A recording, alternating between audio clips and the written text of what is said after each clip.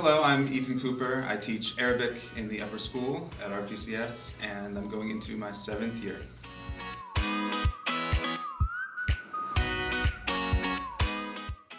When you take a foreign language like Russian or Arabic or Chinese, you get started you get started seeing people from the tri-school right away.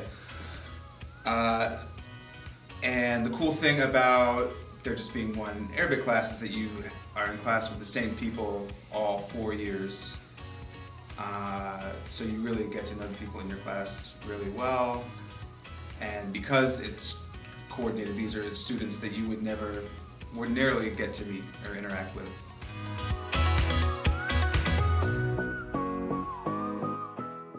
I think what I do to empower them is to de-exotify the language a little bit and create a community where you can make mistakes and you can grow and we're all learning together, and it's just to make it something that's in reach. I teach Arabic with a focus on communication and conversation. The things I care most about are that students can talk to each other about their lives and what they like and what they don't like and their favorite things to do.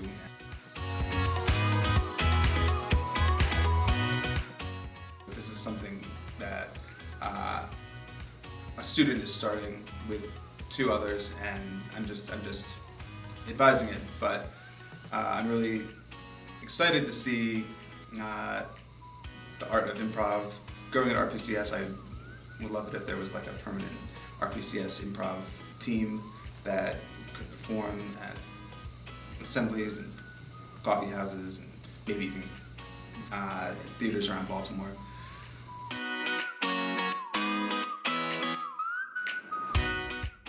I have performed with Baltimore Improv Group. I started performing with Baltimore Improv Group in 2006. I think what I like most about it is, as someone who honestly has a lot of social anxiety, what I like about improv is that you can't make a mistake. Because everything you do on stage is going to be vigorously supported by the other actors with you on stage. So whatever comes out of your mouth or whatever you do that you might think is a mistake is going to be turned into something funny or something great.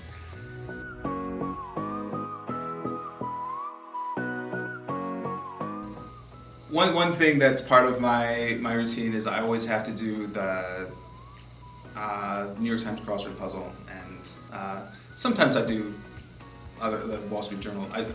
Crossword puzzles are a big part of my daily routine, and I also on and off again like to construct crossword puzzles. So I've had puzzles published in some newspapers, a couple in Wall Street Journal, LA Times once, a few in the New York Times.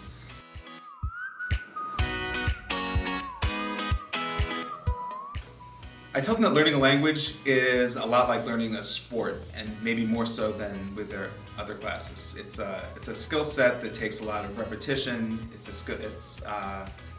something that you have to keep practicing, and some people make a lot of progress right away, and some people are slower in the beginning and then they make their progress later.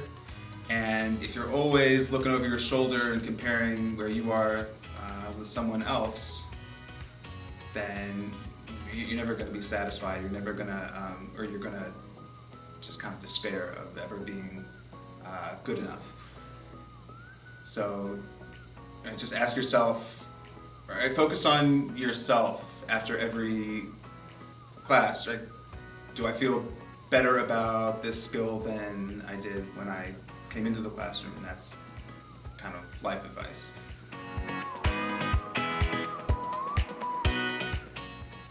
Tea. I I have two dogs and a cat.